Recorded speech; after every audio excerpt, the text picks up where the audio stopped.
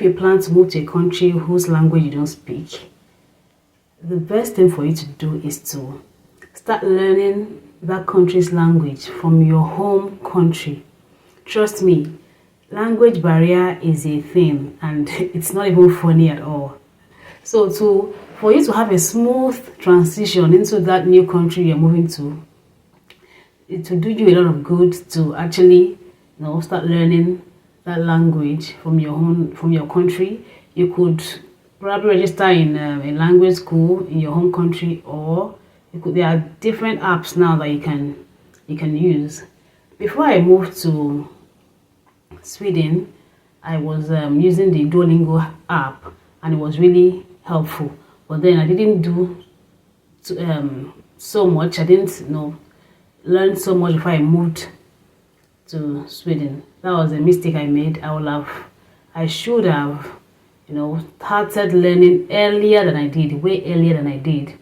So I came here with the little Svenska that I knew, and it obviously wasn't enough. It was not surprising that it wasn't enough. So I had my work cut out for me. The truth is, if you want to fully integrate into a new country where you don't speak the language, you have to learn that language. That is the best way for you to integrate. If not, things are not going to be so smooth for you. So if you plan to come to Sweden, do yourself a favor and register in a language school. But the thing is, I'm not sure there are Swedish language schools in Nigeria. I know of French schools. I know of German language schools. I know of and some other languages like that. But I'm not sure I've ever heard of Swedish language school in Nigeria. But then, like I said, you can make use of apps. The apps are very, very good. Even now, I still use the Duolingo app, and it's really, really helpful. One thing I've discovered is that Sweden, from the few months I've spent here, Sweden is not really a communal, place where you can easily mingle with people and then hear them speak the language and begin to assimilate a few things. It's a very individualistic country where everybody is just on their own. So with that in mind, once you get to Sweden, you should register for SFI. That's Swedish for immigrants. Once you get your personal number, the next thing you want to do is to register for SFI. Because if you when I came in, I wanted to just get a job straight. I applied for several jobs, but the thing is, they will always tell you that you must be able to speak Swedish and English, and then you must not only speak, you must be able to write also. So after a few tries, I think I tried for about 2-3 months. I just had to tell myself the truth that just go for SFI, go and learn this language, and that's what I'm doing right now. I started in last month, that was March, and so far so good. The teachers are amazing. Sweden is just a very wonderful place. We don't pay anything for the SFI classes. I don't know if this obtains in other countries where immigrants can learn the language for free, but it's really, really a good one. Thanks to the Swedish government.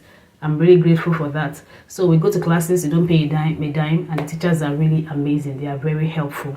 So as an immigrant, you have no reason not to register for SFI. Like I said before, if you feel that you want to build a community and then learn from friends and relations, it might not be easy because, like I said earlier, Sweden is not really communal, unlike in Africa, where in Africa you don't even have to go to any language school to be able to speak the language, because people are everywhere in your face. They are speaking the language you are hearing. It's just all over the place. But coming here, it's a different ball game. So SFI to the rescue. So once you've gotten your personal number, next thing you want to do is to register for SFI. And of course, it's easy for me because I have a husband who has been here before I came, and he works. So that helps me. It takes the burden off me. I understand that if you are coming here, maybe as a student, or it might not be so easy for you to combine, your own studies and then SFI. Or if you're already working as an immigrant, it might not be easy for you to combine work and SFI. Like my husband always tell me that it was while he was working, he was also going for SFE classes, but at some point he couldn't combine the two anymore. It just became too much because he would close from work, say around 5, and then get to class, I think around 6:37, and then he gets home around 9. So it just became too much for him, so he stopped.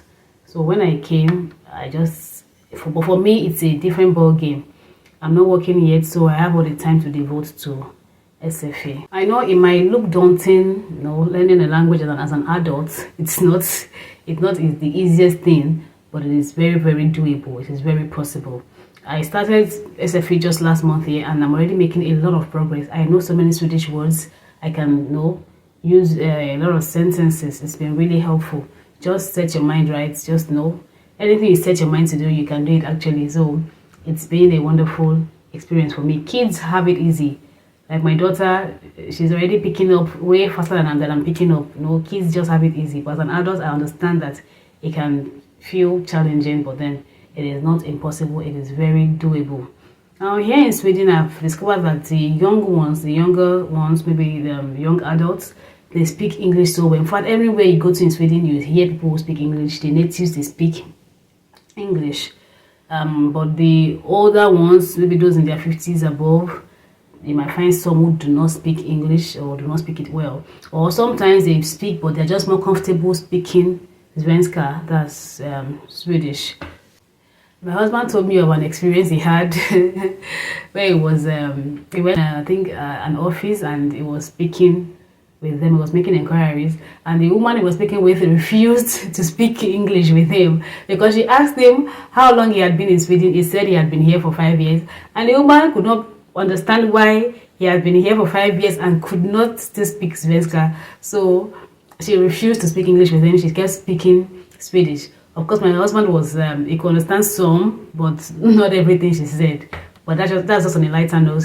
I guess we're just trying to be funny. But when he was telling me, he said what that woman didn't understand was that he came in here and he was just work.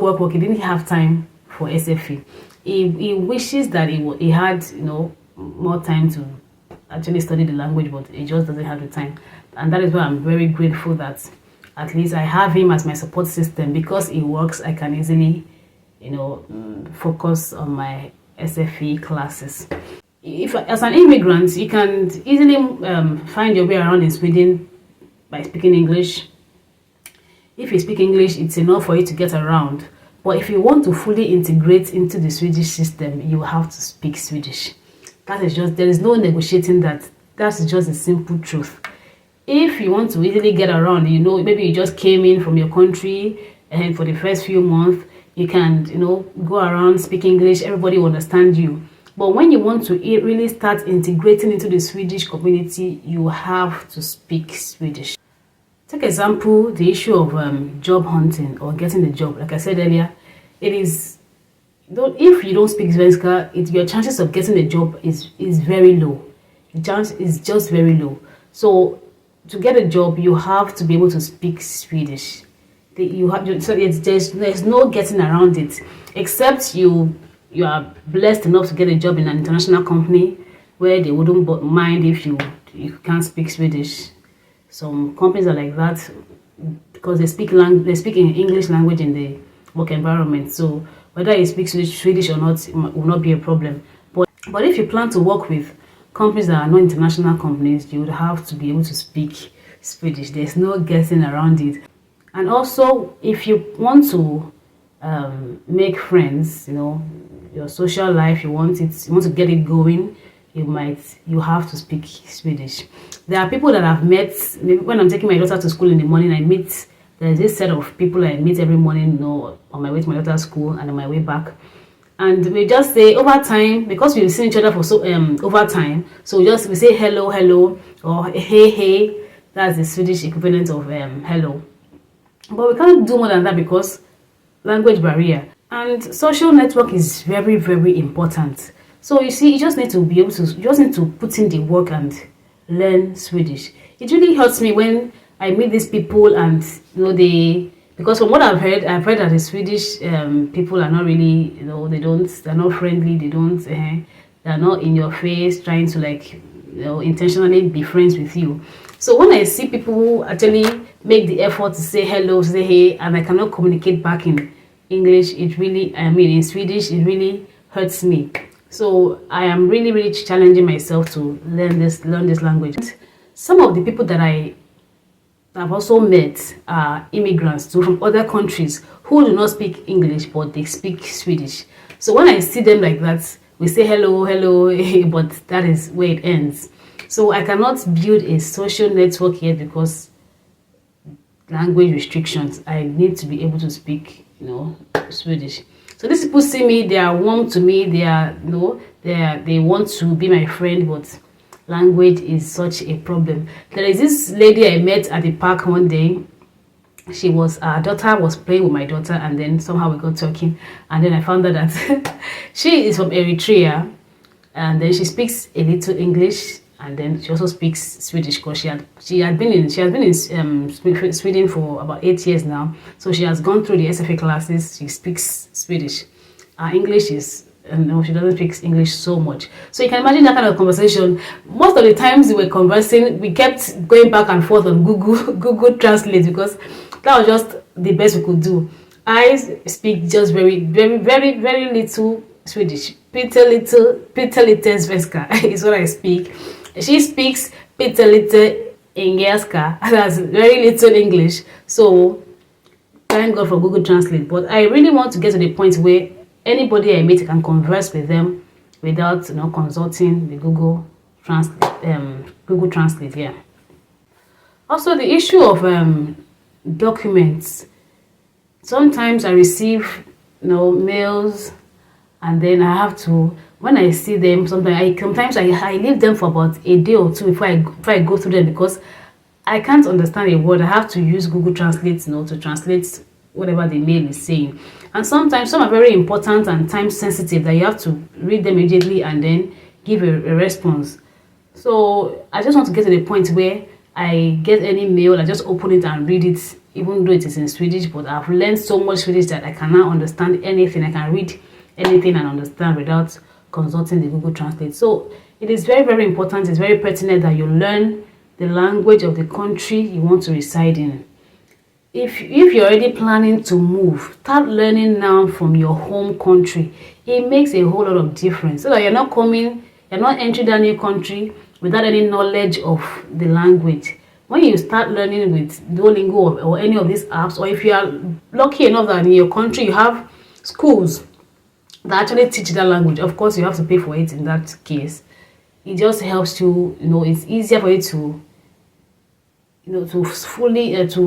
it's easy for you to smoothly transition into your new country. So to fully experience Sweden, you have to be able to speak Swedish. I wish you the best in your relocation journey. I'll see you in my next one. Bye.